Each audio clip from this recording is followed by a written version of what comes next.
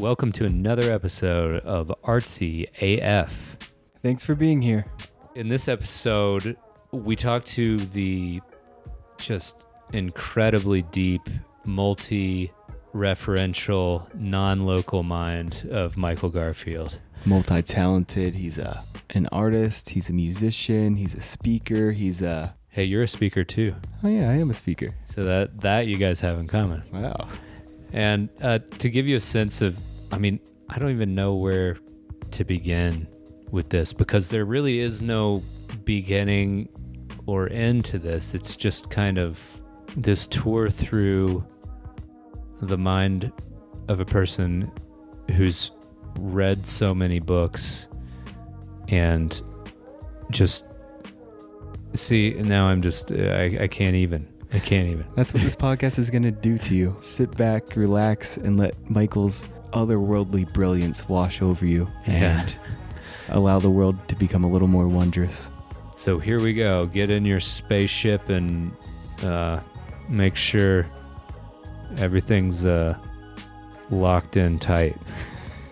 Or loose. I don't know how you want to pilot this thing, but we're blasting off in 3, 2, 1.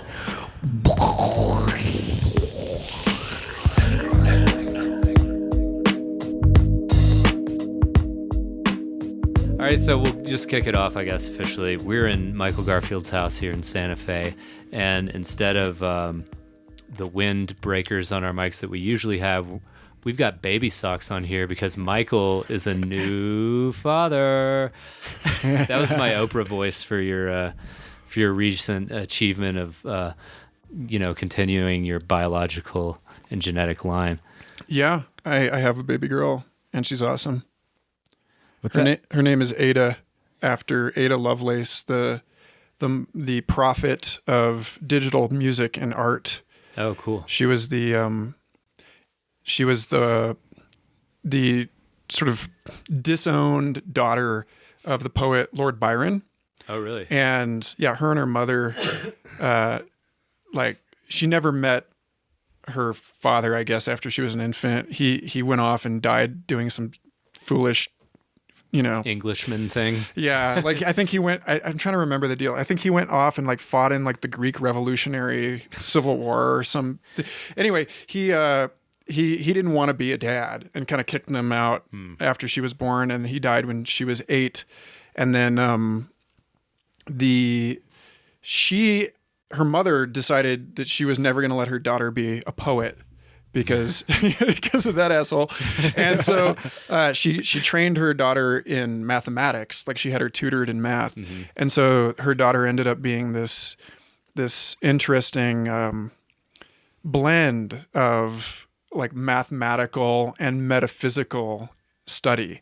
And at the age of 12, was corresponding with natural philosophers about how to transcend the limits of the human body, and designed a steam-powered flying horse, like a mechanical Pegasus that, cool. Like a flying machine at the age of 12. Yeah. Obviously, it never got off the ground, but but then as she got older, she ended in a correspondence with Charles Babbage, who invented the first geared digital computer, the difference engine, which at the time was only being used to calculate basic mathematical functions. Mm-hmm. And in one of her letters to him, she said, if this thing can do mathematical equations, then it can do anything that's based on math or geometry, and so she imagined one day that it would be used to create music and art and all of these other things. And so she wrote the first computer algorithm. She wrote the first program for this device. Wow. And was obsessed with this is such a thing, this smart girl, steampunky kind of vibe. Yeah. She was obsessed with trying to predict the outcomes of horse races. And wanted to write an equation, an algorithm that she could crunch the numbers so that they could just win all of this horse gambling. Yeah. But so, and anyway, she's got this weird, awesome sort of outlaw, complicated legacy. And That's where technology goes, porn and gambling. yeah, totally. So I'm really setting this girl up for a reputation.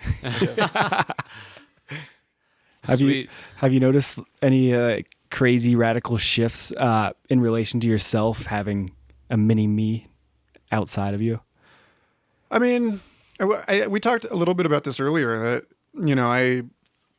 I've been doing social media for the Santa Fe Institute as my day job now for the last 6 months. And, that grew out of being an artist and being, having to live on social media the way that we do, having to hustle social. And it's a very different thing when you're working from behind the logo of an institution and it's not your own thing, right. But it's still like all day, every day, like in the trenches of that stuff. And around the time of her birth, I was like really, just working hard for her to prepare for her. I was starting to really get kind of burnt out on it. And then like after she was born, I was like, what the hell am I like? This is awful. Like in the last week, I started a Facebook group called Complexity Explorers to discuss like systems science and stuff for SFI. And I tried to take a few days off, because I'm technically on paternity leave right now. But like 2 days in, people like it went ape shit without me there to moderate it. And like people were posting all this insane political stuff and like arguing about 3D printed weapons and like all of this stuff. And I like checked in and like three posts had been flagged for removal. And I was like, what the hell? Like I left for 2 days and the house is on fire. And yet I was just like, oh God, like that's the main thing I've noticed is that I don't feel like I have patience for that like ecosystem anymore. Like it's, and yet I'm like chained to it now professionally. Yeah. So I'm in this weird spot where I have to negotiate really, like I have to think about it like I'm working in like a nuclear plant or something. And like, I'm like, I know that you and I were talking about, my sort of, mentor, Richard Doyle, the English professor at Penn State, and how he and I had a conversation right before I had this kid about how memes are like their own life form and that they infect us. And that like, when we talk about viral memes, that's like actually more accurate. It's more literal than we give it credit. And that I've been starting to think about this stuff less casually lately about, really what are we doing with our time? How are like this is a machine that was invented to harvest our attention. And I'm not saying anything new there, but like I'm definitely feeling it in a way that I was like conceptualizing it before. And now every time I get onto my phone, it's like I can feel something like draining my life force. It's gross, And it's so obvious because if I'm on Facebook, it means I'm not paying attention to my infant daughter. And that's like clear that that's the case right now in a way that it wasn't clear before when I was like, oh, I'm going to integrate my whole life. My work is going to be my joy and I'm going to follow my bliss and I'm going to do all this shit. And it's like, well, really, what does that really look like? It looks like I'm spending like 9 hours a day on Facebook and like 1 hour, 2 hours painting or playing music or whatever. And like at some point I got completely upside down with it. And so that's the big difference is I feel like it's aligning me with respect to what really matters, not just her, as like an extension of my genes or whatever, but like this sense of like, it's become very obvious how I'm using my time and my attention and how a lot of the ways that I've been using it for the last, since 2004 or something are just completely toxic and fucked up, and just getting worse. Yeah. And maybe it served you at a certain point, but it's become irrelevant now, as your priorities change or... I wonder how much it really served me, because it's like, if you work for, there's I think we're, as a generation, I think we millennials, like Stockholm syndrome kids, that like, which is Hostage by yeah, technology. yeah, that we've been held But hostage. we love it. Yeah. But we're like, but I sell my art on Instagram. Yeah. And it's like, yeah, but the most successful artists I know don't. They don't need it. Right. And like the most successful, like my father, who is very successful in business, like people are constantly hitting him up to connect on LinkedIn, and he's just like, F that noise, like, when you think about historian William Irwin Thompson wrote an essay a couple of years ago that really touched a nerve in me, where he was talking about the more power you have, like the more important you are, the less mediated your news is.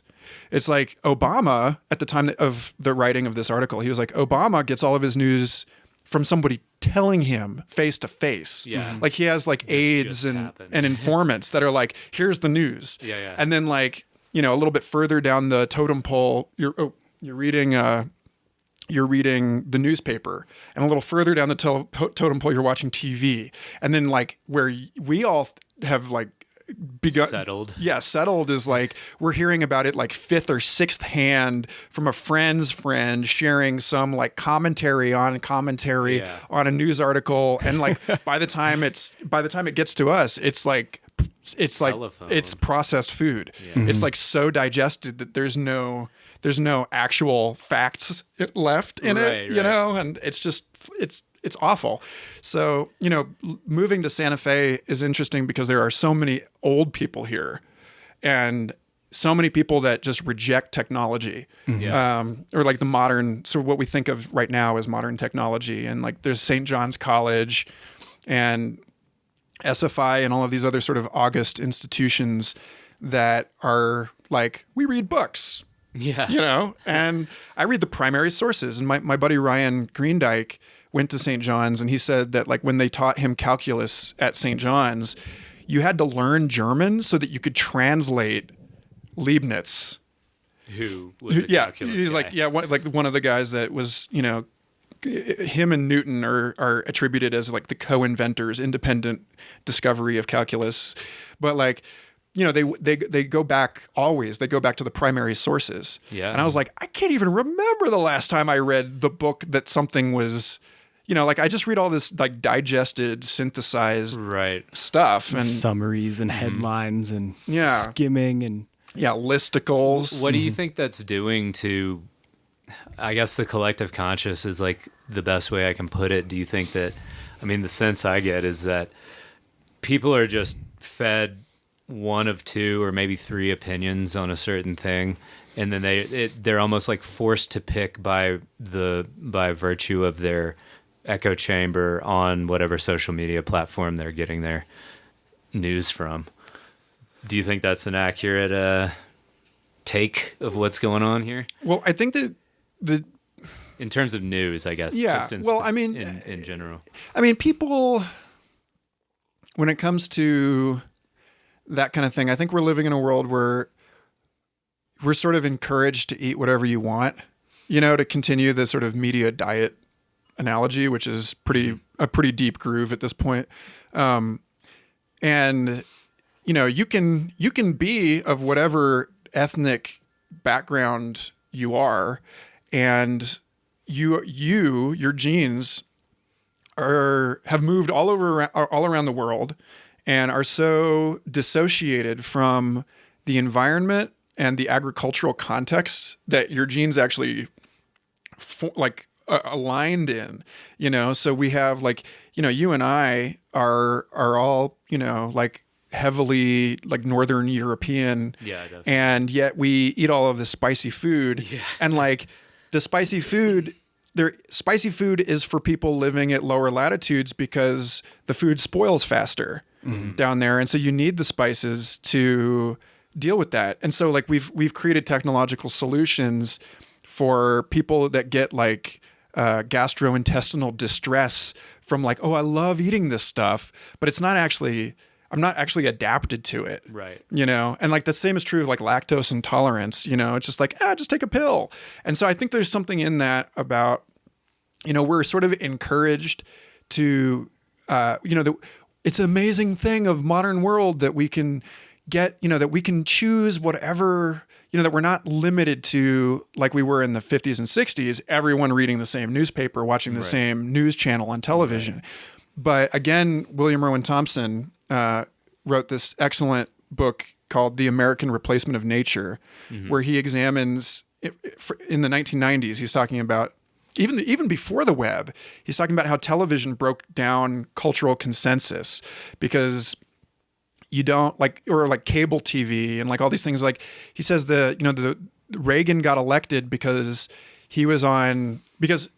television shifted from everyone reading the New York Times and discussing the issues to looking at the television and basing their opinions on how somebody performs, how somebody looks. He was the most charismatic. Yeah. And you can like watch all these different news channels and get all these different angles, and you can pick your reality tunnel, that whole thing. And so, that's great until it's not, like the fact is, the fact that you can watch cable television in a moving vehicle right now sounds great, but there's like this horrible tension between the freedom to do whatever the hell we please in society right now and the fact that like just because you're filtering out information so that you're only exposed to what's convenient for you is actually an existential risk. Like you're not actually like, I think that in the next couple of decades, we're going to select out all of the cultures and individuals that insist on this notion that there is no reality or whatever, that, that like, there's like, oh, okay, there's no reality until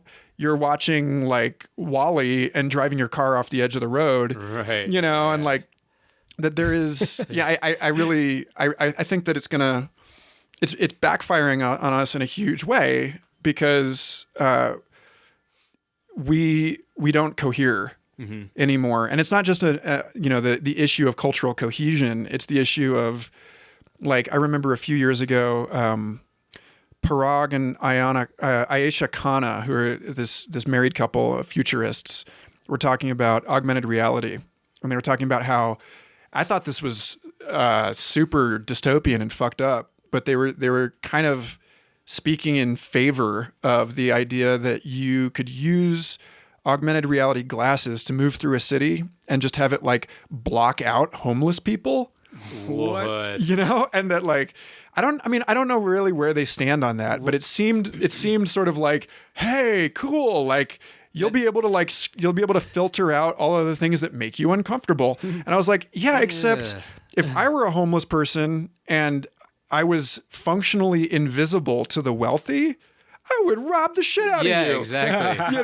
Like it doesn't actually, like, I think we're coming up on like a really, like collectively, I think we're coming up on a reckoning with truth, like a bottleneck or something. Yeah, where like everybody who thinks that they can just sort of like skate on by, this like planetary crisis in virtual reality is going to get their asses handed to them. One of the best examples that I can think of is we had a special episode where we talked about this on Future Fossils podcast about the Peter Watts's novel Blind Sight, in which they have they've genetically resurrected the vampire, where it's like they found out that there was a human subspecies in the Pleistocene that actually went extinct, and that they managed to like they had like fangs and shit. Well, this notion. Sorry, so it's like, okay, so you know how they have like there's this talk about making like turning the genes on and off in a chicken to make it back into a dinosaur. That there's like this notion that they can do like paleogenetics and turn a normal human being back. That basically like autism, like savantism and sociopathy are both like vestiges of this human subspecies that was way smarter than human beings, but had like a brain glitch that they couldn't deal with like reality. They couldn't deal with, like, their visual processing made it so that if they saw right angles that they would have a seizure. Freak so out. The crucifix glitch. So it's like the science fiction version of vampires. Whoa. And then like in this future, 100 years from now, they've resurrected the vampire to outsmart the financial AI that is now like running the world, because they have to like, it's basically like this, she swallowed the spider to eat the fly, you know, like we keep inventing big, like more sophisticated machine intelligences to understand the other ones. And so it's sort of a metaphor for that, I think.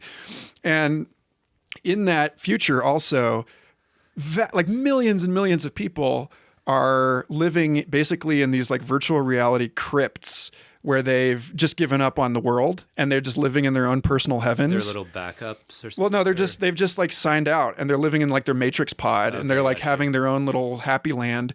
And then he suggests, although it's never really made clear at the end of the novel, because it's all taking place in space. But at the end of the novel, the guy is wondering if when he gets back to Earth, if the vampires haven't broken out of containment and just like devoured everyone in their little virtual reality coffins, you know, because it's like you can believe whatever bullshit you want, but there are things out there, you know, there be tigers, like, and if you ignore the edge of the map, then you do so at your own peril. Right. So anyway, it kind of seems akin to like how we use antibacterial soap. Like we all thought that was a good idea at one point, but now the bacteria is just stronger, and like now these like realities and things in the world are just that much more, I don't know, present, and when you bump up into them, you're just not ready at all. That's capitalism. That's the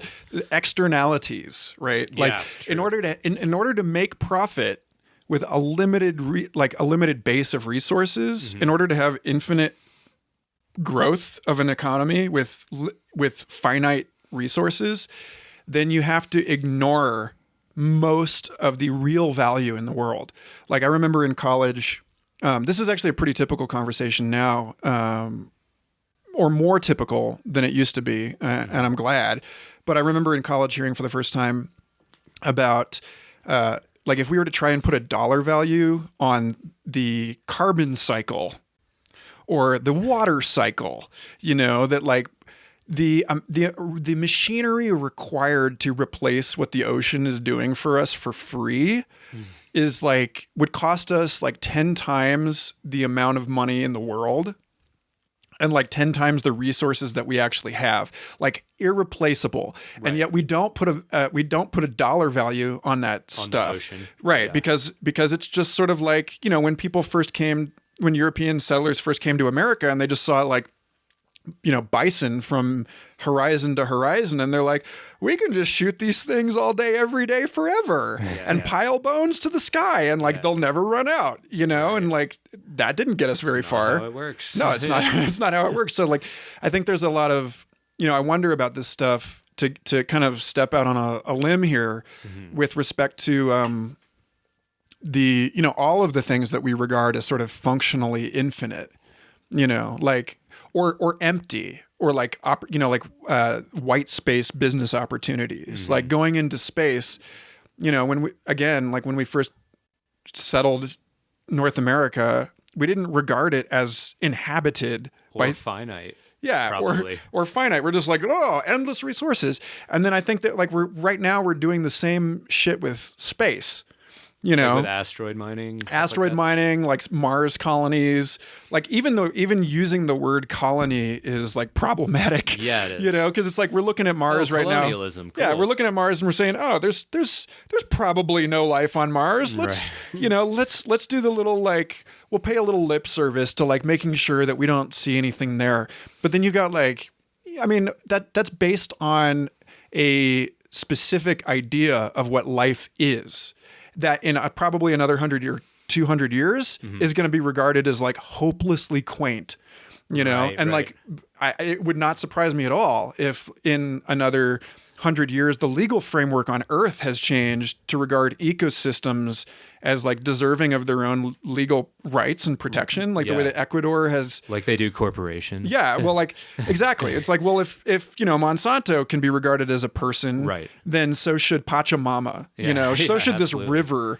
And so the idea of like going to Mars and just sort of like treating it as though it's, you know, a blank canvas. Like I really think that Burning Man is like training for this in a way. Like if you go to Burning Man, you look out at this desert and it's just a blank expanse and you think, my God, this is a canvas upon which we can write the dreams of the human imagination. You know, this is the opportunity is just endless because it really feels like the surface of the moon. Mm-hmm.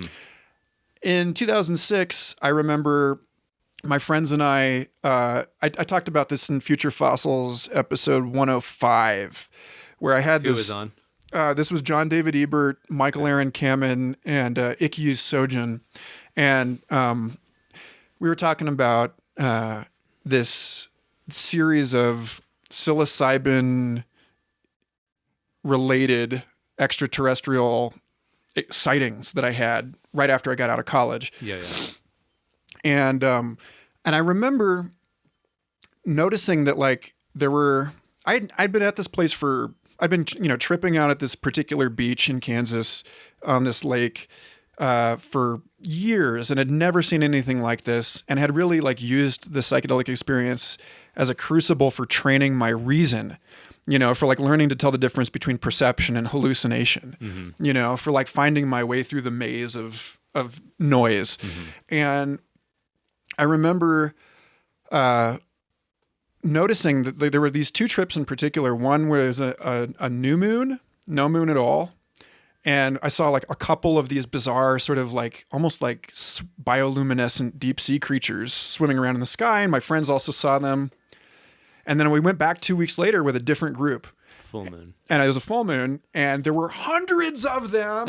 And it looked like they were attracted to the moonlight. Like they were like bathing in it, swimming in it, like desirous of it. And I was like, there is an entire invisible ecosystem of shit here that if we were to like go just mine the moon, God only knows what kind of damage we're doing to this entire ecology that to us, we don't even accept that it exists. Yeah. Like it's like fairy world, but like the question of,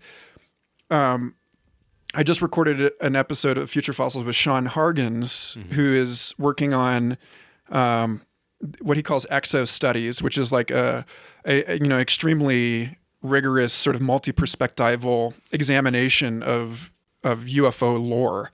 And he was talking about like I was asking him why he thought, and this is pretty common in the UFO mythos, that like why is it that UFOs show up suddenly? Like they've always been there, like sightings throughout human history, but like they show up in mass after we start detonating nuclear warheads, and like, and there's all of these reports from nuclear bases of like these dudes with top secret clearance and authentication keys that we trust every day with our lives implicitly saying, yeah, these UFOs showed up outside the base and like suddenly all of our warheads went dud.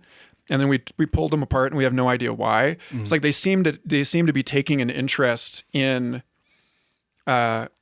preserving well, it's not necessarily that they're preserving us. It's like maybe maybe we don't realize that when we detonate one of these things that it's causing some sort of like damage to the etheric body of the planet. That it's doing something to a world that we can't even see or understand. Right. Well, when you were talking just now, I was thinking about your podcast with Bruce Damer. And you were talking about how he has that origin of life kind of study he's been doing. And you brought up, maybe it was you, maybe it was him, but one of you guys brought up the fact that like life on Earth wouldn't have been able to evolve if there were actually multicellular organisms, because they would have just eaten the things that were actually creating the structure, the infrastructure of life to actually flower forward. And so that, to me, that kind of like is the same thing of like, we may be like, if we go to Mars or something like that, we may be that multicellular organism that just comes in and we're like, what's this? And it just like ruins everything for the next billion years. Yeah. Alex Lightman, who's a really interesting futurist and stuff. Yeah. I don't know if you saw his post the other day where he was talking about, he claims that he has met extraterrestrial beings, but that they're all basically like deep undercover, because he's like, they're not here to, it's not that they're here to save us.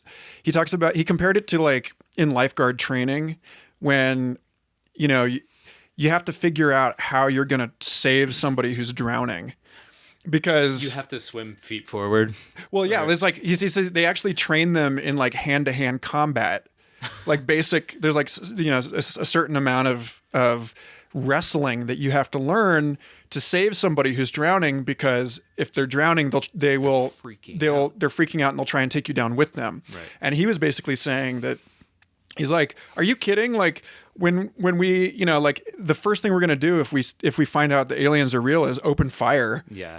Like we're not like they're not trying to save us exactly, or if they are, they have to do so in a way that we don't drag them in with us into this mess. Totally. Totally. I don't know. It's such a lark, but yeah.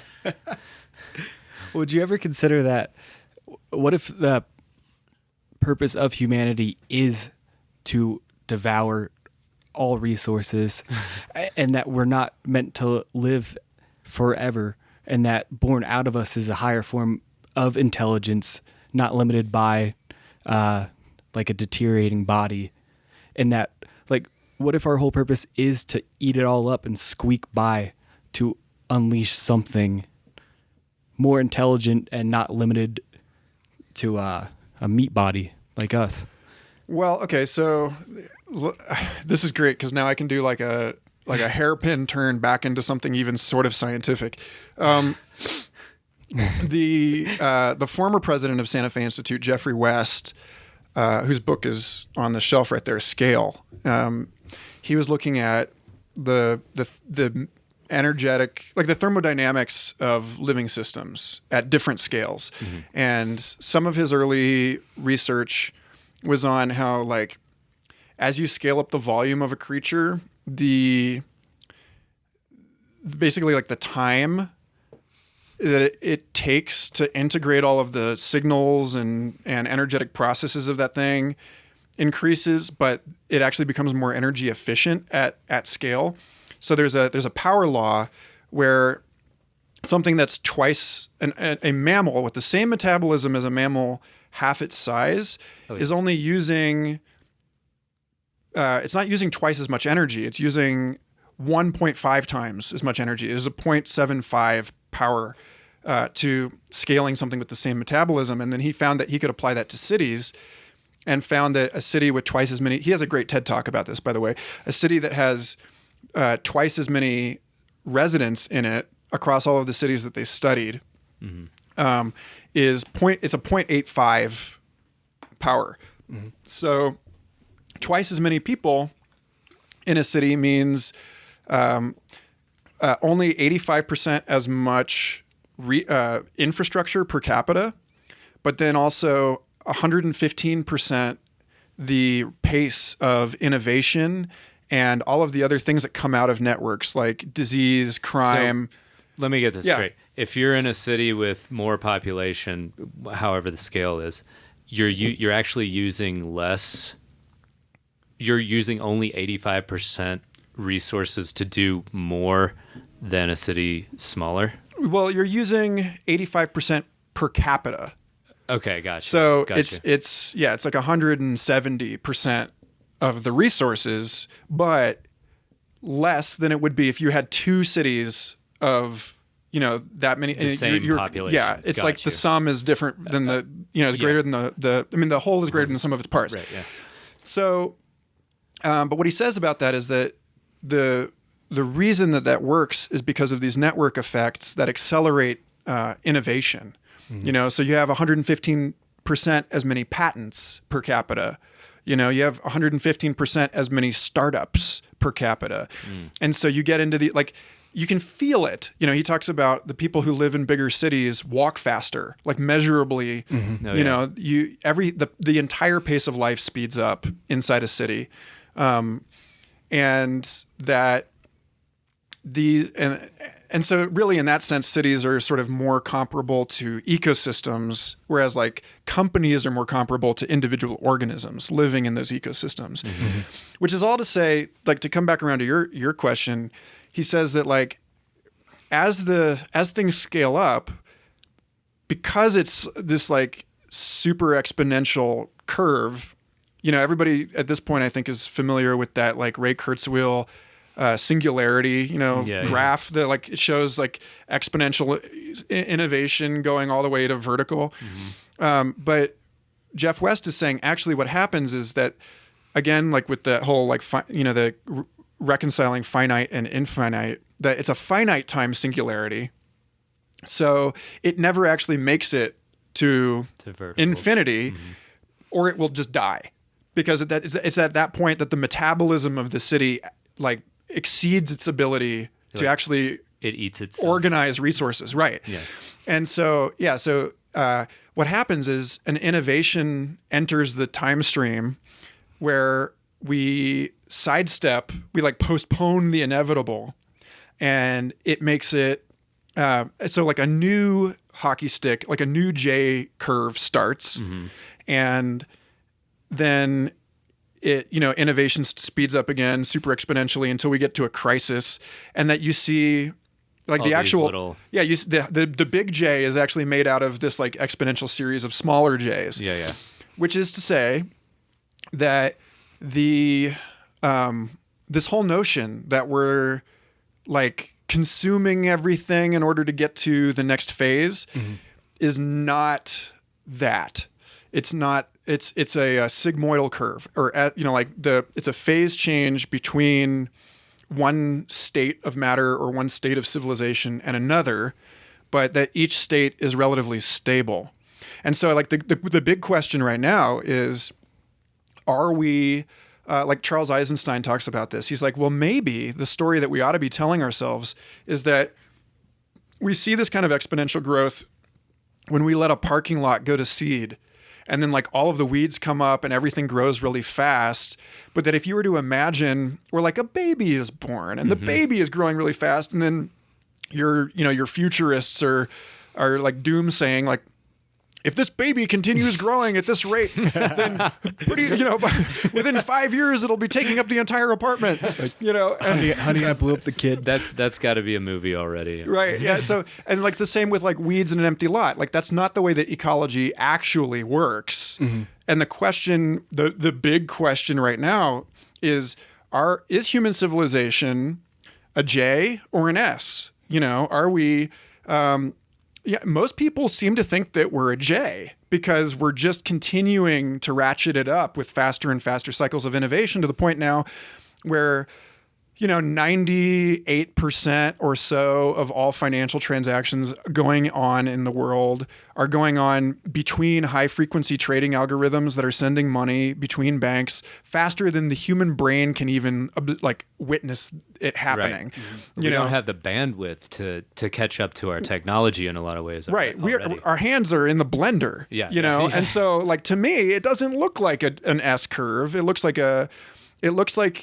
we're at the inflection point of a J curve where either we sort of like find a way to crystallize this and stabilize it and kind of hold it in place. Pump the brakes, so to speak. Yeah, pump the brakes, but like also like it does require that sort of ecological metaphor where we see all of this as preparation for something that is, the weeds are actually sort of creating nutrients for the soil that then allows trees to grow and so on. And but then like Bruce Damer was talking about on my show, like that's a much more stable ecosystem, and like it doesn't, not much changes in a redwood. It's rigid. But it is rigid. And so like if our goal in civilization is to continue to push forward on this like Luciferian task of giving ourselves more creative freedom, more intelligence, more novelty, more convenience, faster and faster machines, faster and faster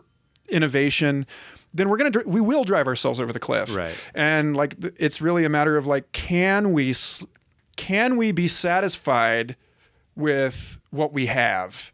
Right. And right now, like, even if we could, like, are we even at the wheel anymore? Like, I don't know that we are. I think that, there's a solid argument that civilization has been calling the shots as like a superorganism for the last 500,000 years or whatever, and that it's As an unquenchable thirst. Societies have been driving these cycles of exponential innovation even before civilization for hundreds of thousands of years, and that we think that we are, running the world, but really it's this anthill that we're all participating in that's calling the shots. Right. And there's no way for us to know as ants whether the anthill has any idea of what it's doing.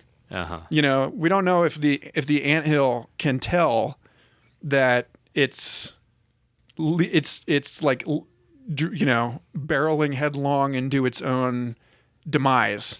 Yeah. I mean, to speak to what you asked, I mean, maybe that's the point, is that there's just infinite behind the scenes information, and maybe even super organisms or entities that we don't know about that are calling the shots.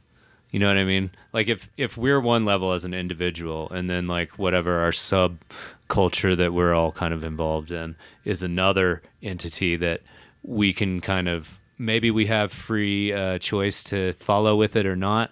But then at a level above that, you have, I don't know, the United States as a nation. And then level above that is, and it just goes on and on. I mean, the Federation of Planets. Yeah. I mean, who knows? Yeah. Who really knows? Here's another angle to cut into that. One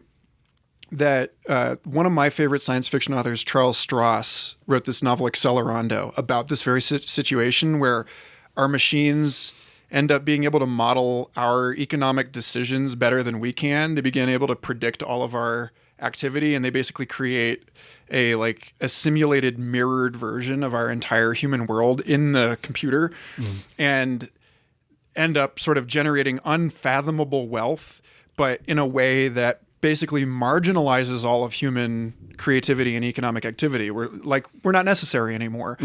And we get pushed out into the margins of the solar system as the machines eat all of the planets and turn them into computing power. And that process ends up with us as basically like the germs living inside of this enormous machine body, where human beings continue, and like in the same way that germs are no longer in charge in some sense, right, but are also totally essential right, to the ongoing processes of our planet. Like I don't think that there's any evidence that any basic unit of life has ever been completely replaced. At least functionally. Like a bird is a bird is a bird, even if it evolved from a different kind of thing. Like every creature on the planet right now, dolphins replaced ichthyosaurs, bats replaced these weird flying reptiles, these weird pterosaurs that we didn't even know about until a couple years ago, but they were like nocturnal, furry little reptile bats that were like all over the age of dinosaurs. And like every niche is sort of its own thing. In a sense, it's like the niche is more real than whatever creature fills it. So I kind of think there will always be human beings, but in Charles Stross's world, it does sort of S-curve, and where it stabilizes is a world where human beings are sort of functionally immortal, but because we're immortal and we're reliant on our digital technologies for our immortality, then we don't really know. There's no, you never, nobody can kill you exactly, right? Wars don't really happen the way that they do now, but you can never be sure that you weren't hacked. Like wars are done by mind control, by like hacking into somebody, and like they are now with fucking Cambridge Analytica and Facebook bringing us full circle. You don't need to shoot a gun. You just need to change people's beliefs about what they think reality is. And so in Stross's future, people start voting out of transhumanist immortality and saying, fuck this. I would rather be mortal and live and die and know that I am who I think I am than always, live with this weird feeling. And so what happens is you get like a boil, where like the surface of the edge of progress is an equilibrium between mortals becoming immortal and immortals deciding they're not into it anymore and becoming mortal again. And so like that's the stable point. Like the competitive advantage of people that do meld with machines and the ones that tap out, wouldn't they eventually just get pushed out of the equation after generations? Well, I mean, again, like no ability to compete or. Well, I mean, what's the equation? Yeah. The equation that externalizes everything that it doesn't regard as economically valuable.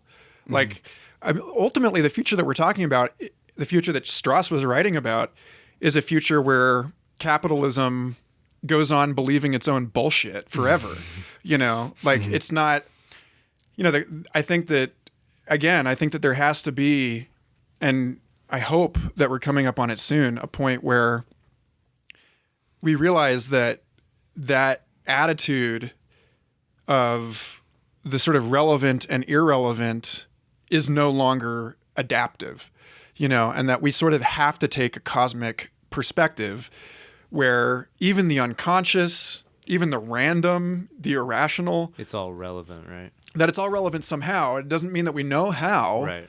But that we look for ways to integrate it that are not just an attempt to reduce everything to number, which again is sort of to pull this all the way back around, part of the sort of mixed legacy of Ada Lovelace, because, that was back in the age when it was a novel, awesome, exciting, creative new idea that everything could be reduced to number.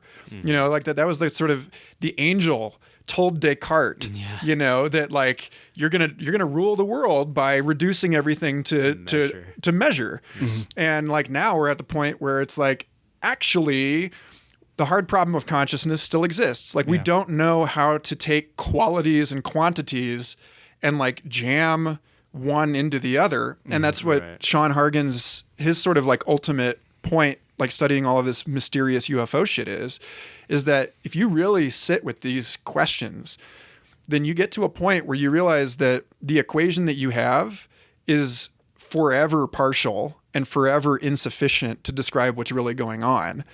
And that the language that we're using to discuss the world, like the mind dimension or the matter dimension, that these two things are just angles on something else that we don't have the language for, that is neither mind nor matter and is both, And so I think if we can get to that point, then we'll stop eating our own feet, but like, I don't, it is a question of like, in a weird way, you have to convince people that this is a competitive advantage in capitalist terms, because that's the mind virus that we're all colonized with.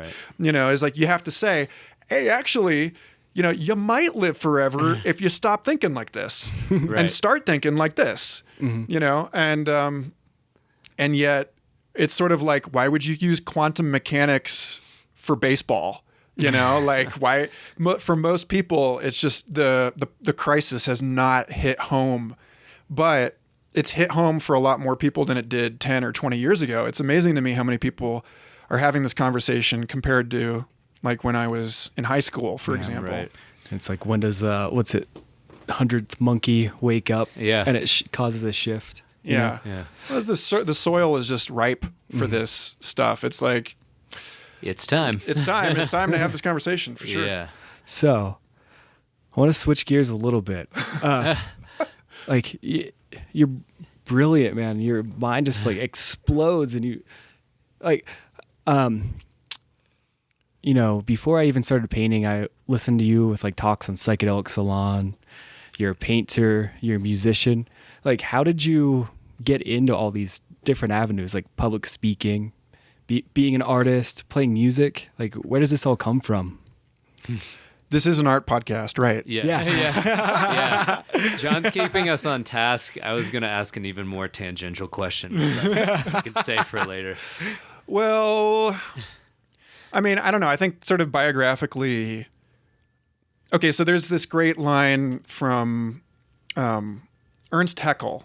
I mean, you guys, you know who I'm. He wrote Art Forms in Nature. He was this 19th century. It's like he almost made these like imaginary or real like biological creatures, and they're like a lot of them are in black and white.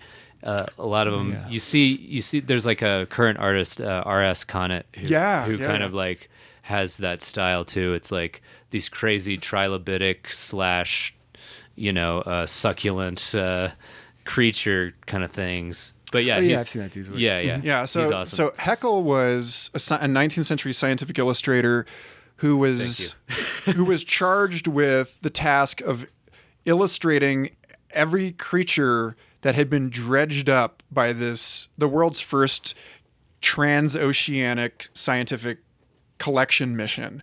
And they gathered, they like went and dredged all this stuff up from the bottom of the sea, and they brought it back to him, and he spent years and years and years looking at this stuff through the microscope and drawing it, and like microscopic creatures and all sorts of amazing stuff.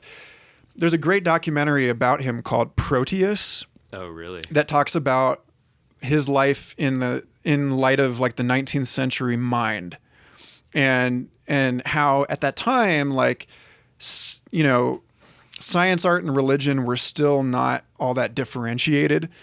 And he really saw his duty as a natural philosopher, as a scientist, as an illustrator, to be an exploration of the geometry of the mind of God. Mm-hmm.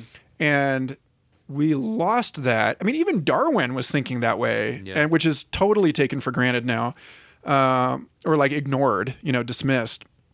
That Darwin was was a deeply faithful man and was trying to, and Einstein also, although Einstein's version of God was different than Darwin's or Haeckel's, but like it was this notion of understanding the transcendent through a study of the immanent, the natural world.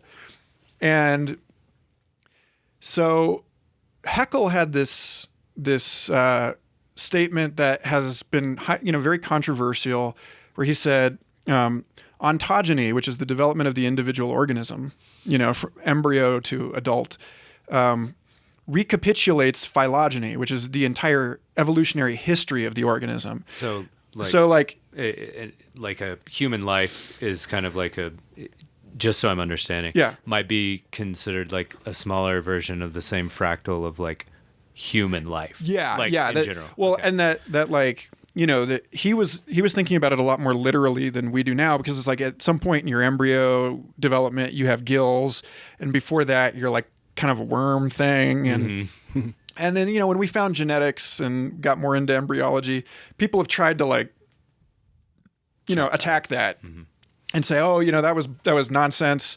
But I think in a deeper way, he was actually right. Because of this, there's a whole strain in evolutionary biology now looking at what they call developmental bias, which is about how the development of the embryo sort of is related to the evolutionary history of the organism, and why, for example, humans seem like sexually immature chimpanzees, or like neotenists or whatever. Yeah, that neoteny, this trend in certain groups of animals, is because it's easier to adapt by removing complexity than it is by adding complexity in certain ways. So like domestication, for example, is an example, is an instance where you move forward sort of by interrupting the process earlier. And, a child, the brain of a younger organism is still very fluid and plastic and learning. And so if you're in a very complex environment, then you actually want to select for a childlike brain. So there's this weird sort of religious dimension to this, like Gospel of Thomas, where Jesus is talking about having to enter the kingdom of heaven by assuming the mind of a child.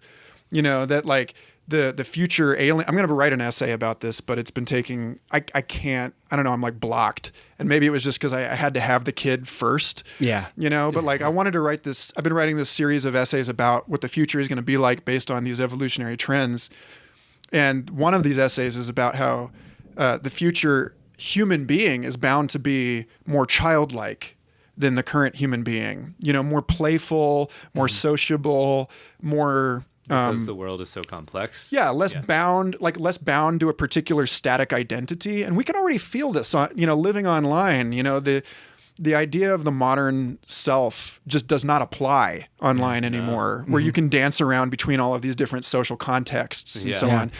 Yeah. And you have to, critically, you have to do that to thrive in that space. So at any rate, this is all like a heady answer to your question, which is that I regard, like, I don't think there was a point at which I started getting into these things. I think that the people who talk about their biography that way are like either lying to themselves or just ignorant of the fact that everything emerges from this single origin and then differentiates. Yeah. In the same way that science, art, and religion used to just be alchemy or natural philosophy, or just discovery. Like human curiosity takes all of these different forms. Yeah. And I have very selfish reasons for telling a story of evolution in which curiosity is highly favored by, as an adaptation to these accelerating and ever more complex environments. And so the story I'm going to tell about my own life is a story about how curiosity has been with me from the beginning and is cultivated and constantly grown, and how, like, when I think back to my earliest memories, I was interested in deep time, like the prehistoric world and dinosaurs, and like looking around on the landscape and being like, oh shit, this all used to be underwater. And those kind of feelings came out at the same time that I was learning to draw and like learning to play music and that stuff. So it's not, I don't think it's healthy or wise to separate scientific or philosophic curiosity from artistic curiosity. And I think that's melt together. Yeah. That really, if you trace them back to their origin, that there are ways in which the contents and the methods of art may differ in, I don't know, what I consider kind of trivial ways, from the contents and methods of science, but it's still this like, this cycle of observe, hypothesize, experiment, reflect upon. It's called the OODA cycle. Actually, it was I forget the name of the fighter pilot who came up with this whole explanation for. It's like the creative process in general, right? Yeah. Yeah. Yeah. Didn't Oscar Wilde have some sort of quote where he was like, "I don't like it when people call me a writer. I'm just a guy who writes," or I don't know. I could be wrong. I don't know. I'm like, come on, this. Oscar Wilde did not like being pigeonholed, pinned down. Right. Yeah. So I think that, like when we were talking with Bobby, and I was like, "Do you think everybody's an artist?" I was like, I don't really think so. And no, he gave like this brilliant explanation. Wait, which Bobby? Cruz. Oh yeah. He gave us this brilliant explanation, like, well, whether you realize it or not, you're still creating something in this world. So maybe just the differences in difference of like intent and like stepping fully into that creative process. I think the difference, like I had a friend tell me that this was like that what I was doing, he called creative deconstruction. Oh, cool. Where I was saying there is a way for you to look at anything you do as art or science or spiritual practice, because theologian Paul Tillich said that your religion is just your ultimate concern.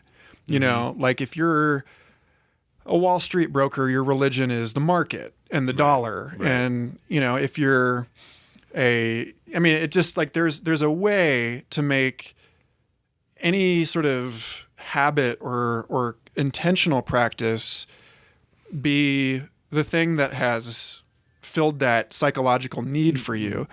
And then the same is true, like you're saying, with art, where it's clearly like all of us are obviously creating something, whether we regard it as art or not. We're reweaving the pattern of the universe. Right. And then also, that process is also a process of exploration and discovery and experiment. And so, yeah, it's science.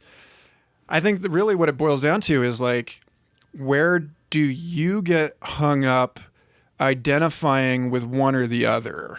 Right. Like why? I've been feeling Why do you prefer thinking of yourself as an artist instead of a scientist or instead of a philosopher or instead of a spiritual seeker? And for me personally, and maybe this is I just maybe realized this. I think I just fit like the archetype of what's been considered to be an artist. So maybe it's already this sort of like somewhat pre-made construction handed down from however long, you're falling into an idea of what you think you should be rather than just a manifestation of your own curiosity. Right. And I've been feeling this lately. Like I really want to start doing stand-up.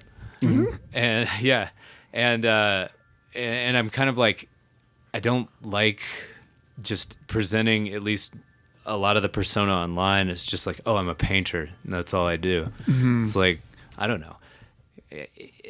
That's the ER thing, like that I was getting back to. Instead of just making a painting, it's like people think of you as a painter, and that like has this like loop effect where you're like, yeah, I'm a painter. Yeah, see, they think so I am. And I don't know. It's just, I don't like being pigeonholed either. I don't think when it comes down to it, anybody really does. Well, that's the paradox again. That's like bug number 151 of social media, right? Is that the way that we have organized all of this shit online, in order for people to find the things that they're interested in, it does require like a hashtag or something. Yeah, you've got to be like or that guy. Yeah, you have branded yourself. And that's fucked up. The fucked up part of it. Yeah, is that like I remember I mean, and this is just true. This is the worst, I think, on Instagram, like worse than on any other platform, where like if you show like I'm doing my paintings, 5 paintings in a row, and then like, oh, I'm all, here's a guitarist. Like here I'm going to play some music, and it's like I am the whole guy, but I'll notice it's like, oh, you got 1,000 likes on that painting, and then like 2 people saw your guitar video. 50 people were like, oh, cool, you're also a guitarist. What an asshole. Who do you think you are? Oh, you're Mr. Special, huh? Oh, like that's not what I'm following you for. Yeah. And there's something about having to filter yourself through the fragmented attention of everyone else's sort of captive panopticon bullshit on that on that platform. And I think that there's not enough room for people online. Yeah, and I think that the algorithm, whatever the fuck that is, it just sees like 5 paintings in a row, and they're like, okay, consistency, cool. And then all of a sudden something new comes along. If I just got on there and made a video and I told a joke or something, like it's like I'm not only am I bucking the people's expectations, like actual human beings, but probably also whatever.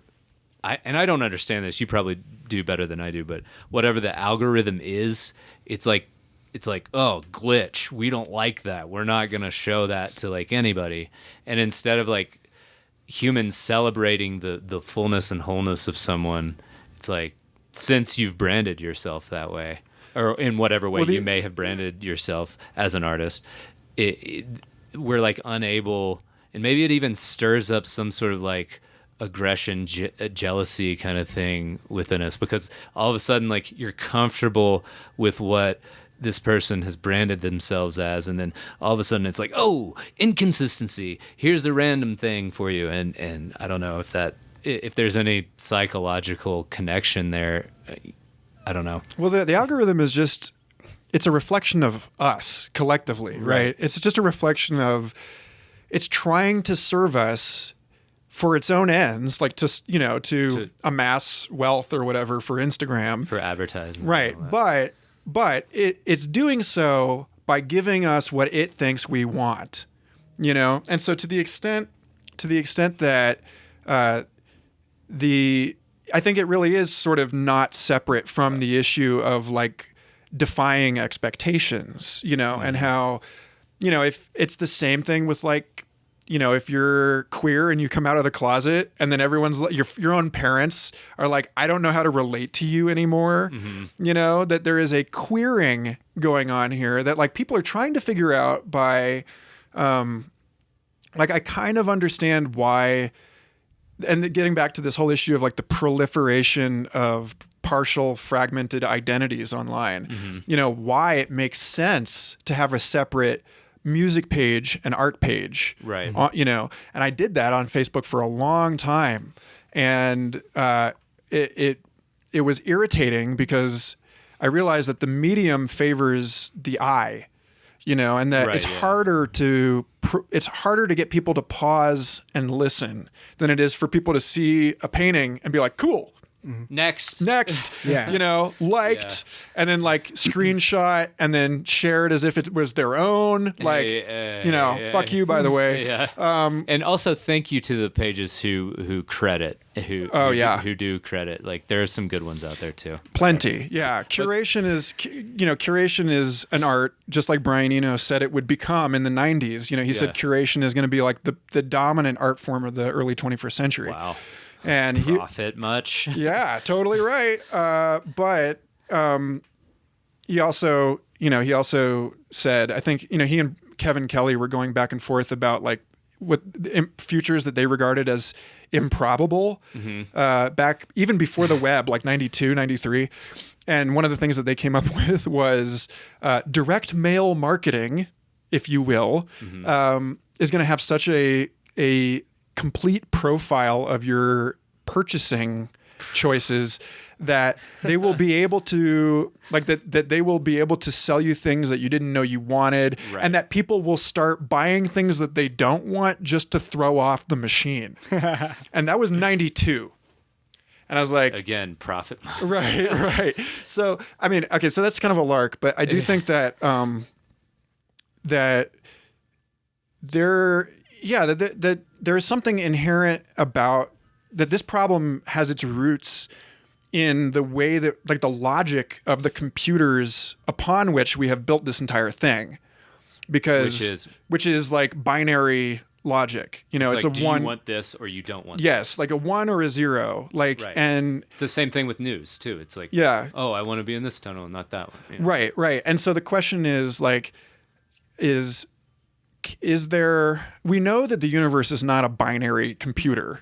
Right. We know this. There's no way. We know that, like, the Buddhists have this, like I mentioned with Sean Hargan's talking about extraterrestrial stuff, that there is a greater logic, which is like ternary or tetradic logic, where instead of two, like either or, you have yes, no, yes and no, and then sometimes people, like the Buddhists, would put neither yes nor no. Which is the void, like the negation of all of those things. Choices, And that, so like the material world actually, at least as far as I can tell, is both and either or. Both and includes either or. Okay, yeah. And then also on top of that, you have the 0, which is neither. Void. Right. Yeah.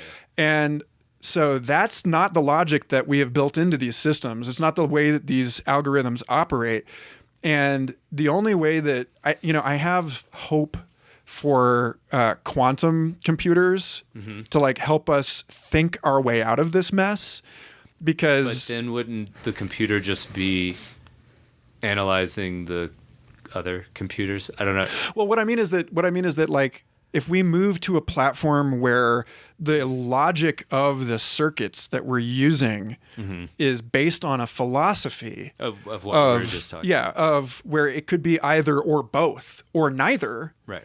then that will permeate culture and the way that we operate these computers and the way that they shape our thinking and the way that we relate to one another in the way that this binary nonsense has shaped the contemporary society. And that really, and then there's also like, Eric Wargo's time loops, which we were talking about at breakfast, where he's making a pretty solid argument, at least to me, that the quantum indeterminacy is actually information. It's not like what we think of as randomness is not actually non-deterministic. It's information coming from the future state of that system. And so we're living in like a block of time where past, present, and future are in some sense all simultaneous. And so, then by doing that, we can return to this notion of, like right now, randomness and irrationality are the great externals. They're like, it's the external cost that we're ignoring. Like in behavioral economics, shout out to SFI external professor Simon DeDeo at Carnegie Mellon, who says, like behavioral economics is all based on the notion that, originally that people are rational, that everyone's acting in self-interest. And then more recently, it's been based on the notion that people are not actually rational, but it's based on this idea that rational is this thing, this objective thing. When in reality, have you ever made what seemed to you an irrational decision? No, no, you have not. Everything you did, you had a reason for it. And so like even if the reason was bad or whatever. Like later you may be like, that was stupid. But like you were acting on the best information you had at the time. Totally. And so like this notion that the other is not actually irrational, that everyone is acting on some kind of reasoned consideration is sort of, I think, philosophically akin to this notion that randomness is not actually what we have learned to believe randomness is, but that it's a pattern that's like beyond wherever we are currently in our efforts to model the universe. And I think if we flip that switch, if we like stand to the right just 2 degrees and start seeing the world like that instead, everything will change. All kinds of culture wars will resolve because people will begin to be able to model one another's internal lives in a way that we understand where the other person is, the opponent is coming from. And then we'll be able to start caring more about the perspectives and experiences of the non-human as well, and then we can talk about like saving the world, like then we can talk about like, okay. Is that all like a tricky way of just preaching or pointing towards presence, like present state of being? Well, I mean, if you consider presence like to be the hyper timed here and now, like I think maybe this is the problem that a lot of people have is and I'm sure I'm guilty of it too, just as a disclaimer, but I think people have trouble seeing the future and the past of whoever they are interacting with and whatever, and realizing, that those people have their reasons, although it may seem irrational to our constructive reality, that they have a different one. And so basically it's not even like we hardly ever meet someone that we disagree with as an individual. We meet their our constructs like collide basically. Yeah. So I don't know that like, I mean, I think that there are plenty of examples from, the spiritual traditions of people that were like extremely present, total assholes, that like they shout out Shotgun Trumka. or like they talk about that with psychic inflation under the influence of LSD, where you like, oh, I'm God, and all of you are like all of you are just dreams I'm having. It's like solipsism. That I think that you can be present and still lack the like cognitive sophistication to step into the shoes of the other as they actually experience themselves, which is why you have so much abuse from spiritual teachers saying like, oh, I raped you, but really it was God's will. Or, like really, we know what's best. We're going to introduce modern technology to your little tribe because we're the illuminated West and you're just a bunch of savages, and like, you can be very present and still fall prey to that kind of nonsense. But I do think that presence is required. It's necessary, but not sufficient for being able to really like, you have to listen, right? Like you have to be present and like really like make an effort to see things from the other person's point of view. So yes. What about you guys? We got load in like just under 2 hours. Oh shit. Yeah. So What time is it? Did you get a message back from Kevin? by the I way? did. Oh, cool. Yeah. So we're all good to go for Meow Sweet. Wolf tonight. Yeah. Sweet. So Oh, are you cool. guys gonna collab? You want to collab with me? Whatever. I don't know. I'm just gonna bring more than I need, and we'll see what happens. Yeah. I think obviously symbiosis is a beautiful thing, Yeah. and as I was telling you guys before we started recording, I think it would be in terms of like dispelling this nonsense around evolution as competition, like the most effective forms of competition in a complex ecosystem are social. They're not individual. They're collaborative. It's like, teamwork is usually the strategy. Yeah. So I do think that it would be foolish of me as an evolutionary thinker to go to the show tonight and paint my own picture while you paint something that I know for a fact is going to sell. And I'm like sitting on this stack of unsold artwork, which, by the way, so you don't want to paint with me, is what you're saying. No, what I'm saying is that I think that the most effective and competitive strategy in living systems is collaborative promiscuity, and so I'm down to paint with you both because it's more fun.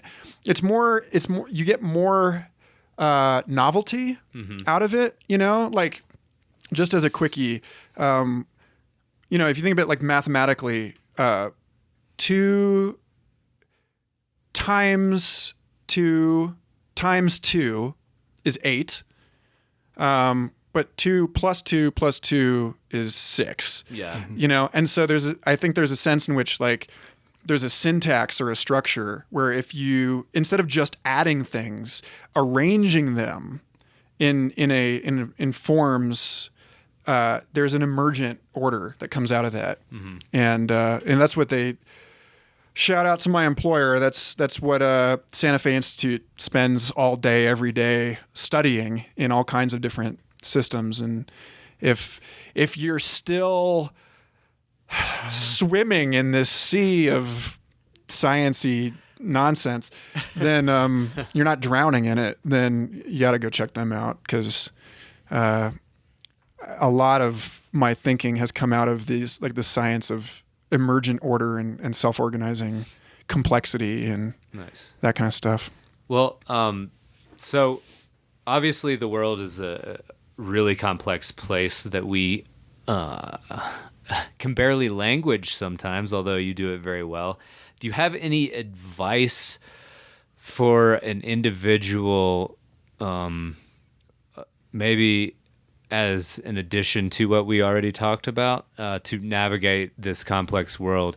Is it, to me, one thing that I just thought of was the thing we were talking about earlier today was accepting versus rejecting your path. Is it as simple? I mean, obviously you can't answer complexity with simplicity all the time, but is a starting point maybe to just accept how complex the world is and realize that whatever reality bubble you're living in isn't the whole picture, or maybe the map's not the territory kind of thing. I think it's important for people, and it's funny because we did have this super soulful, conversation with like stories and not just like downloads before this, but that's always how it goes. But I think that it's important for everyone, if you have the luxury of doing so, if you have the time, the attention, the energy, the bandwidth to inquire into who you really are, then it's important to ask yourself moment to moment and not settle on the answer and decide that that's the person that you are, but really continue asking this question. You know, who am I? And you know, that question takes a lot of different forms with respect to what you just asked. The question is, am I the kind of person that needs to go wander off the edge of the map and explore? Or am I right now in this moment the kind of person who feels overwhelmed and needs to retreat into my cave? Right. You know, and I feel like these two, like I have this video on my Patreon where I'm talking about how the antidote to fear is curiosity. But it's equally true that, like, you know, you not all curiosities are safe, right? You know, and that like there are times when it's like really not advised to like try and pick the lock on the NSA headquarters, you know, like don't go there.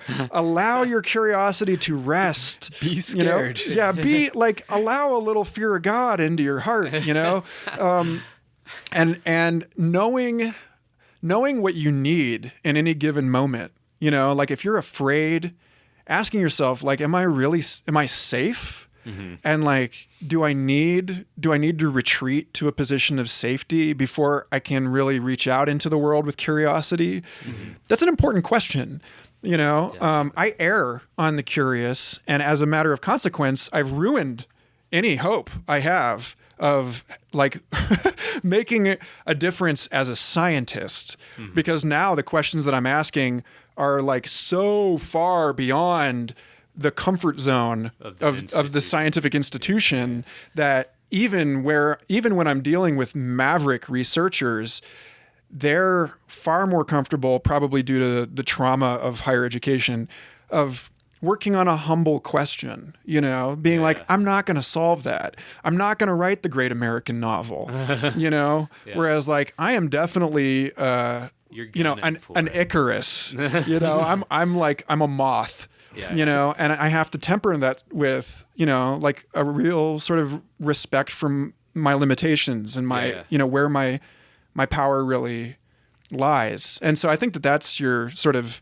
takeaway is just like, don't settle on a story of who you are, but really remain in that open inquiry moment to moment about where your growth, your evolutionary edge really is right now, you know, and like where does it need to go? Does it need to go, you know, fight a foreign war like Lord Byron, you know, just because you're like an addict to adventure and like the prospect of being a family man is a bummer, you know, like, or do you, you know, or is it really, you know, are you going to find that these binaries, you know, this notion that the adventure is out there is a toxic delusion, and that really you could you know, that you know, parenthood is a profound adventure, and that that there are, in some sense, to the extent that you can bring an infinite attention to it, and that's like a challenge, right? Is like, I dare you to try and find the edge of your own mind, you know, find the bottom of your own mind, and if you can find the bottom of your own mind, go for it. Go colonize Mars. You know, like, but don't go colonizing. Don't go colonizing Mars thinking that you're going to get there and you're going to find the thing that you're looking for. Right. You know, because you're not. It's not out there, because there is no there. You know, it's everything is folded. All, non-locality, hyper-location in time, right? Yeah, Something like that. This notion that I mean, we've made it all the way around the Earth, looking for over there, and then we made it all the way back to where we started as a species. And now we're like, well, maybe if we just create a digital copy of everything, then we'll find it there. Or maybe if we go explore space, we'll find it there. And we're just buying the same bullshit that they were sold on 500 years ago. Yeah. You know, what does it take to get you on the ship so that you can feed yourself into the sausage grinder of interplanetary capitalism, right? Fuck that. Yeah. You know, like, sit down for a while and like see if you can feel your own heartbeat. I was in an Alex and Allison Gray workshop at MAPS in 2010, before the MAPS conference, where Alex and Allison led us through this guided meditation where Alex was sort of like treating each of us like we were one of his paintings. Mm-hmm. And he was guiding us through feeling into all of the different layers of the human body, into your veins and your musculature and your bones.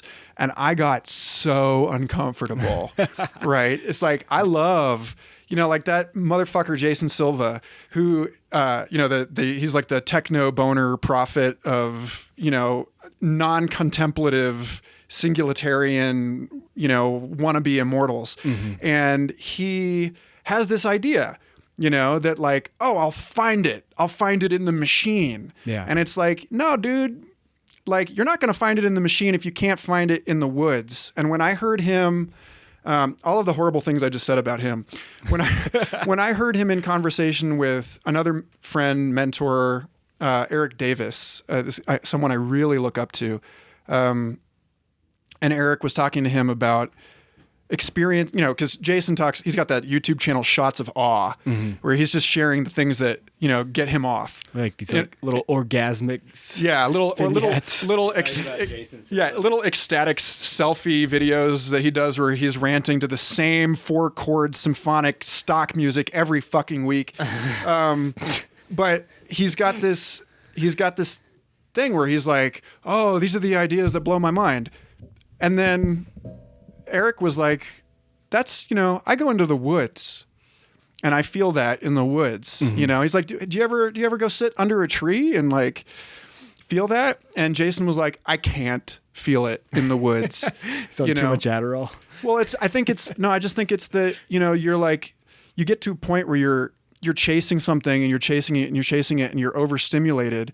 Mm-hmm. And the thing that, like this, you've got everything turned up so loud that you don't even hear the music anymore. Yeah. Mm-hmm. All you hear is the noise, mm-hmm. And so, you're going to chase yourself off a cliff like that. Yeah. And if you're charismatic enough to be Jason Silva, you're going to drag a whole bunch of people with you, mm-hmm. And that's not okay.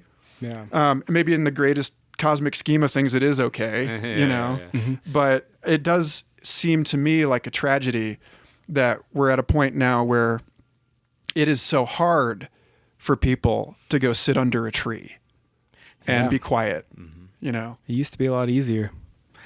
It's a tough time. I used to have so much fun sitting in the woods and, you quiet down. Eventually the birds start like walking on branches over you and the whole forest comes alive.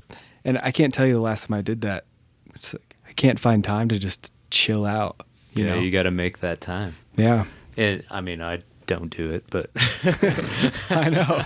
But you're slightly more likely to do it now after this conversation, exactly, and so am I, because otherwise I'm a hypocrite. Yeah. It's like we don't want to be hypocrites, but we can do it in our, we do it in our homes, mm-hmm. right?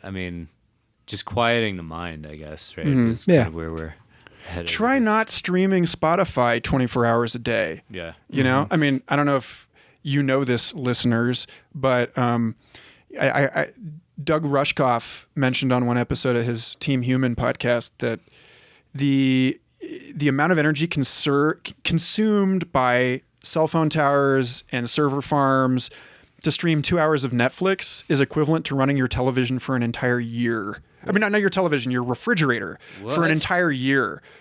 2 hours. So if you're binge watching, whatever, the OA, or, The Office. Yeah. Then then you got to shut your damn mouth when it comes to giving people a hard time about Bitcoin, okay? Or fossil fuels or whatever. Yeah, You know? I mean, it is. I mean, you're probably driving a car anyway, but Yeah, you may be driving a Tesla, but your phone is not. yeah. You know, your phone is still coal powered, unfortunately, in a lot of places, and you know. So anyway, So turn this podcast off right now. Shut it all down. yeah, stop listening. If you can hit your own 0 point while listening to us gab on and on, then We've done something. then maybe We've offset. then please introduce yourself to me, unless that would be like trying to save a drowning man. Right. In which case, stay on the beach. The world needs you. Wes, what do you think? Yeah. Well, Michael, do you have any How far are we on there? hour 40? You want to go another 20 minutes? Sure. Um, Is this an ordinarily a 2-hour podcast? Yeah, It doesn't have to it be any doesn't have length, to be. really. We can stop now too. I don't know if you. We got to get ready for our party too, man. We do. Shit. I But gotta get a wait, costume. I feel like I want to ask you guys some questions. Cool. Yeah. Oh yeah, we forgot to mention that Kevin gave us a piece of advice last time. He was like, "You should tell people to like ask you questions too, so that it flows both Yeah. ways." Yeah. Well, I mean, you know, I have a lot of respect for both of you guys, and Thanks. just man. because I have a rampant intellect doesn't mean that I don't. I recognize there are so many different forms of wisdom and intelligence and so on in the world, and I actually think that all the people that were telling me I think too much as a kid were right. And that it occludes really important things like matters of the heart, you know. And both of you guys, I've gone through all. I mean, I'm a pretty happy guy right now because I'm a new dad and blah blah blah. But like overall, I'd say in my life I've been a pretty miserable sack of shit. Yeah. And so I'm curious to hear you guys talk about how it is, like, where do you think your peace comes from? Like what are the stories that you tell or the practices that you observe? What is it in the way that you see the world or the way that you move in the world that brings you contentment and well-being and allows you to be that enables you to devote yourselves to your art rather than just worrying all the time about cosmic shit that you have no control over? Yeah. I think I'm like gonna take that. Yeah. yeah, I mean, it's taken years and years, but I've gotten to the point where I'm not I try not to be too anxious about what's coming up. I try not to long for perceived better times in the past. And letting go of expectations of reality because I have no idea why I'm here or what the purpose of it all is. And especially letting go of the expectation of happiness and just sitting down and like kind of just following what have the impulse to do and to create. And when a happy, fun time comes up, it's wonderful. And then I watch it and celebrate in that moment, but then I just watch it and I watch it come up and then it starts to dissipate. And it was like, wow, that was cool. I got to have fun. Mm-hmm. You know, it was like a little reminder. You're on like, yeah, it's good. Yeah, And it's fun. But like, there's no expectation of like constant happiness or like, I'm not generally happy or jovial, you know, but when it arises, I'm so excited for it to happen. But then it's also like not clinging to any sort of phase that arises. I mean, you just watch these waves come in and come out and being okay with all of them because they all inform each other and you learn something from every flavor of experience. And I don't know. I think that's bringing like a calmness and a contentness in life, you know. Yeah, just releasing the expectations and watching it happen and not getting, and also removing the idea of like this is John doing it, and I own this shit. You know, Yeah, letting that go too. Yeah. That's key. Yeah, I mean, you brought up a good point that peace isn't happiness. You know, that I think those get conflated a lot. You know, like I think peace, with like what you're saying, is just just kind of being like, okay, that just happened, and I don't know why, but I'm gonna try and do my best to not freak out. And I'm not gonna lie, like I'm not. My piece that I, maybe that you see in my online persona is through the lens of, it's filtered through the lens of all this art that I make. And like, if I have any piece, it's more a piece of just knowing that, okay, at least I extricated myself from the rat race a bit. And knowing that my purpose is self-defined, and so, my self-defined purpose basically is to be as creative as possible and to help as many people as I can. And I don't, I get stressed out just like anybody. I don't think our stresses are necessarily the same, but like, I don't sell paintings that often. So it's like, my stresses mostly come from financial stuff, but I've learned, and this has worked most of the time in the past, if like I'm getting low on money, it's almost like a forward escape of like, create more art, and then someone notices. It's something akin to like the idea of like sacrificing that like urge to like, I don't know, be super financially stable, that wins you this kind of feeling of, I don't know, maybe just overall contentment. Like I'm overall contented and peaceful. But then I have like these little, just like life is, you go over speed bumps all the time.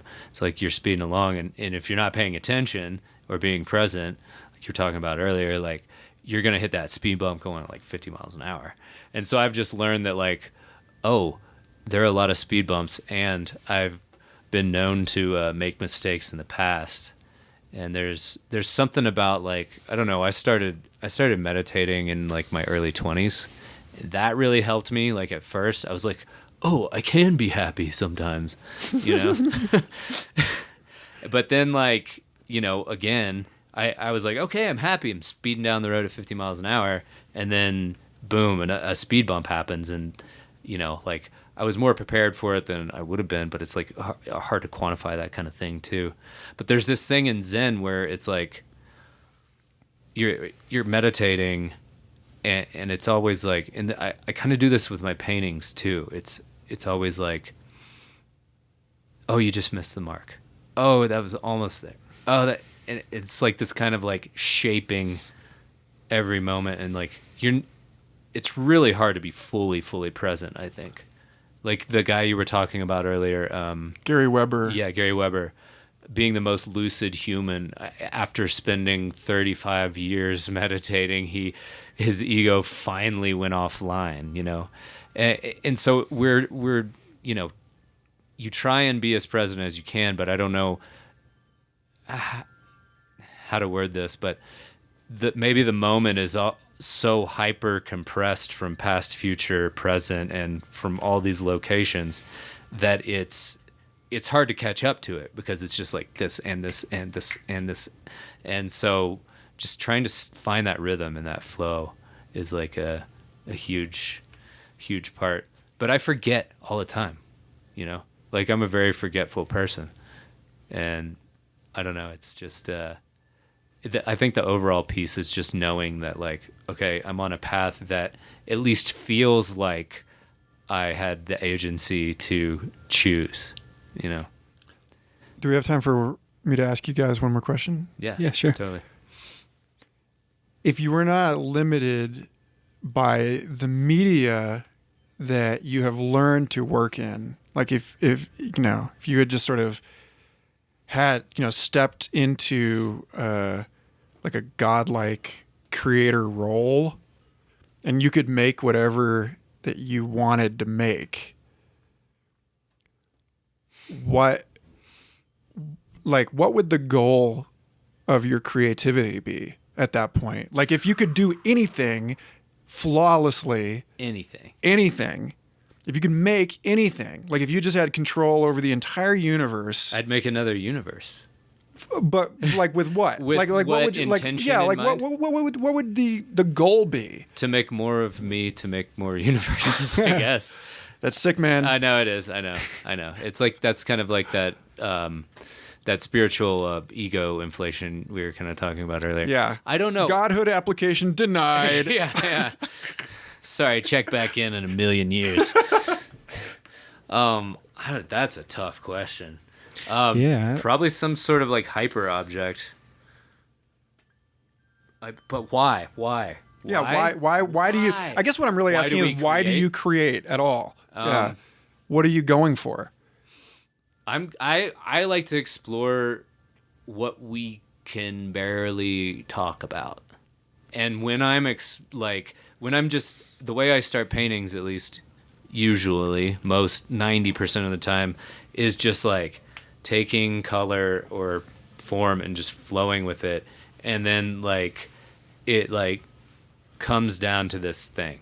And usually I make it into a thing, and it's like, okay, what is that? It's almost this like, it's like that feeling you get when you wake up from a dream and you can kind of remember the dream, but it's like slipping away, and you're like, and you grab one last like nugget and you're like, okay, that meant this in terms of like how my waking life is going.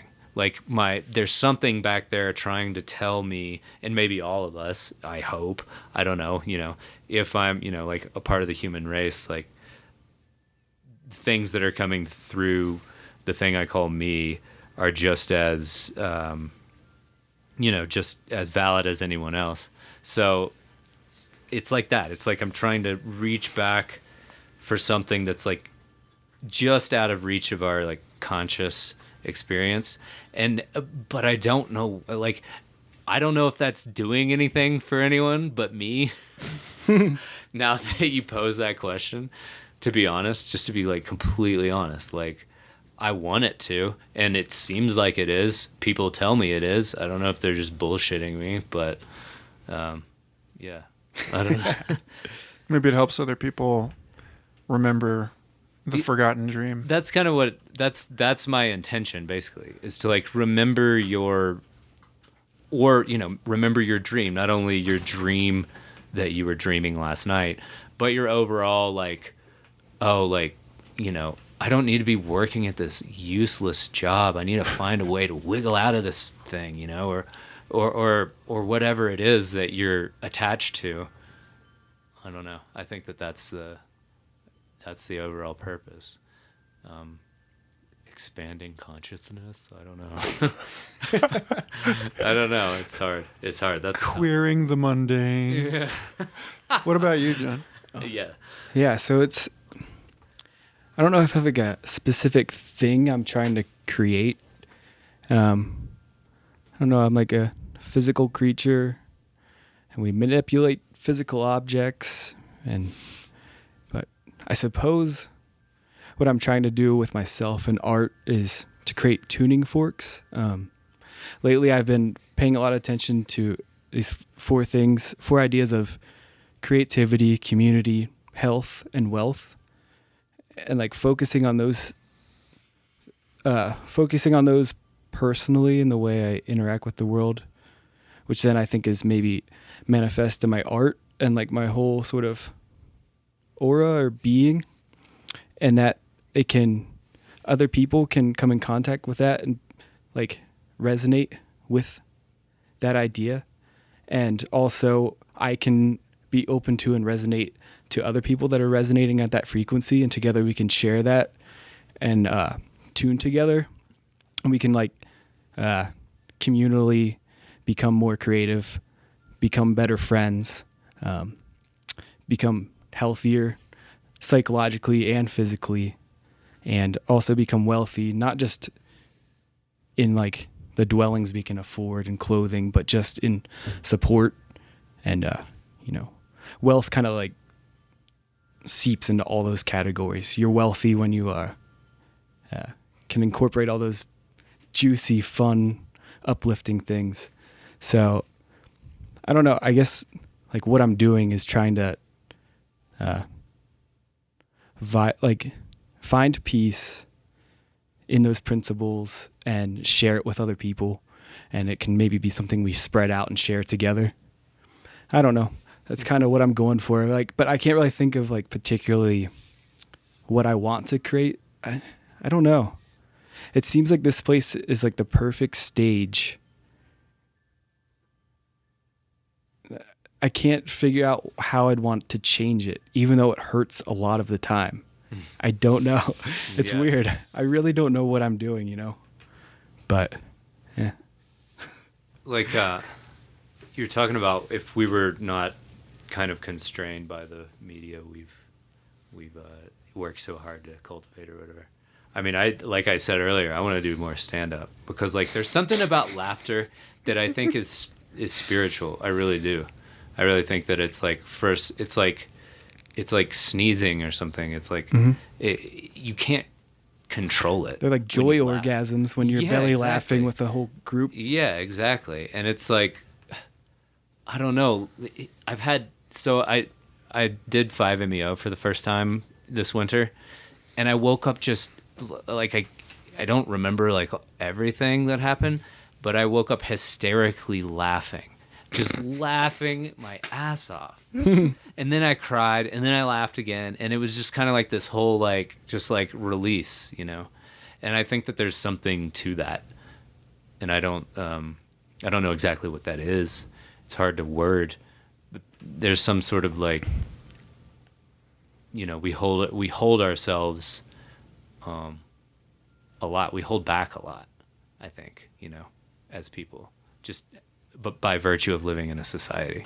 And like talking to people like or joking around with random people at the grocery store is that's fun. And I don't know, is that a creative thing that I'm doing? Like probably, I don't know. To me sometimes that even just like bullshitting with like the clerk or a waitress is like, it's more, I feel like, oh, that did something. And but then I like put up a painting online and it gets like 600 likes and I'm still kind of feeling like empty in this way, like, I don't know. So there. Well, you made me laugh just saying that you wanted to be a stand-up comedian. Zing. Yeah. Who's the stand-up now? Looks like Michael's got a career out of it. Actually, it was like 2 years ago or something. I had a dream that Dave Chappelle came to me and told me that I should become a stand-up comedian. Really? And I was like, bro, you can't take I know I'm funny, but I can't write jokes. Like, it's all on the spot. And he's like, yeah, that's like, you just have to get through it. That's how it starts. You just got to get through that. You got to learn you got to weather it, But it's funny because it's like, I know so many people that are like the podcast thing and the stand-up comedy thing seem to be very intimately acquainted. Yeah. Yeah, so I don't know. Well, yeah, one of the reasons I started this podcast is the community thing. Like, I really do feel like we have something special, but it's not fully articulated. You know what I mean? And so I think that the more people in our community that we interview, it's like something's gonna come out of this. And just for people at home to realize that like we're just normal people, just dudes decided when girls bullshit and figure our thing out. And like you were saying, you keep asking yourself that question, who am I? It's like being open to that is like, I think that might actually be the most creative thing you can do. Like the best medium that you have available is the self, the idea of the self. Stephen Batchelor wrote this. I can't remember. I think it was oh God, Buddhism Without Beliefs or something. I can't remember which of his writings I read this, but he said that when we talk about something being original, we mean that we feel the origin in it. It's not that it's a new thing or a unique thing. It's not its novelty. It's not but that like originality is about being able to feel the source of creation through a work. And I think that's why I like podcasting and comedy so much, is because with art and even with music and storytelling, sometimes there's this extra filter or step or something that where I'm like, okay, here's an image, but it's not just me like saying some words and you getting it right away and either laughing or being like, or like, just keep listening. I don't know. So I don't know. It's cool to talk about.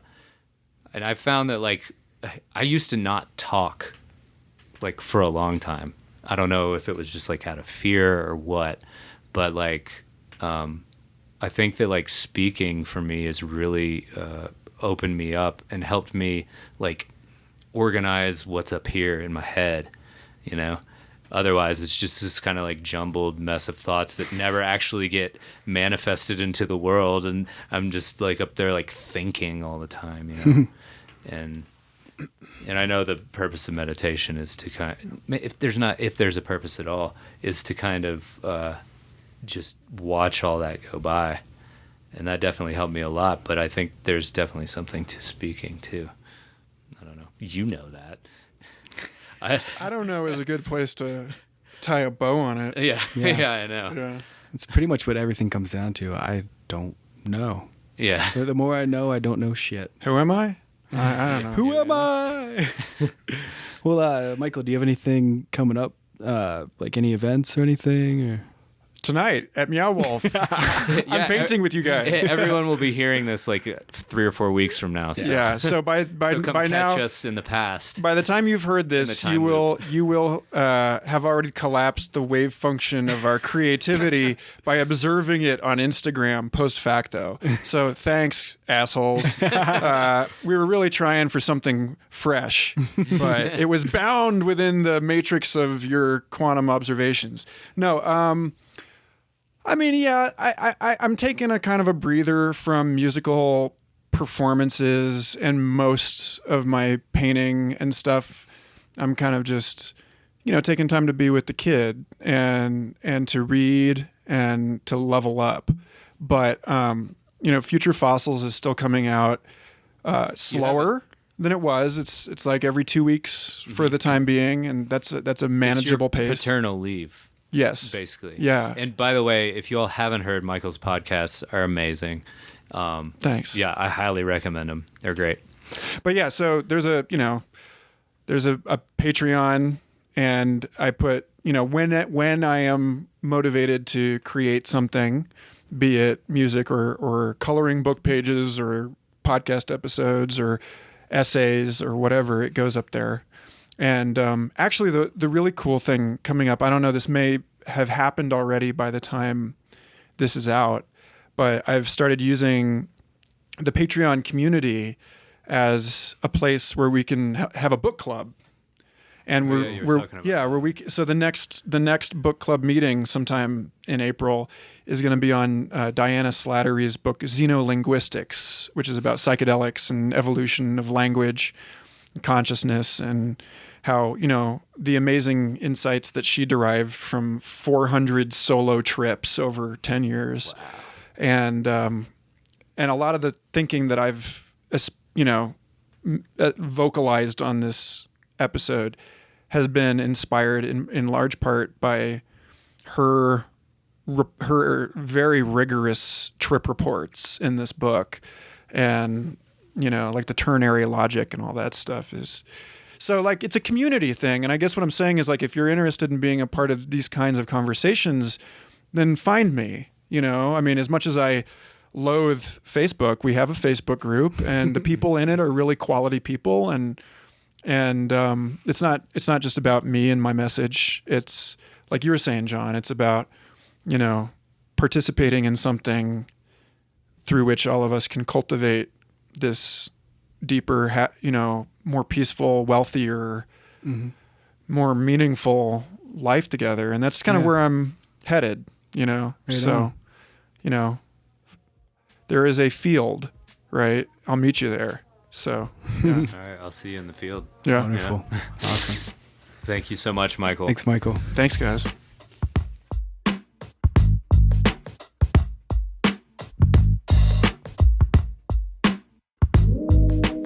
Thanks for listening to another episode of Artsy AF Podcast. For additional images and notes on this episode, you can check out our website, artsyafpodcast.com. And you can find me, Andrew Norris, at andrew.norris.arts on Instagram, and andrewnorrisarts.com is my website. I also have links on my website to episodes as well as all my best paintings. And you can find me, John Speaker. My website is johnspeaker.com. On Instagram, I'm at John Speaker, and on Facebook, John Speaker Art. And we want to give a special thanks to Blair Speaker, John's lovely wife and creative director of the podcast. She also updates the website and does all the podcast notes. So thank you, Blair.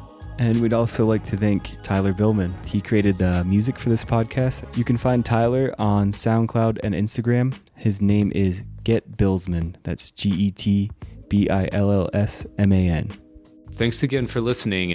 Peace. Thank you.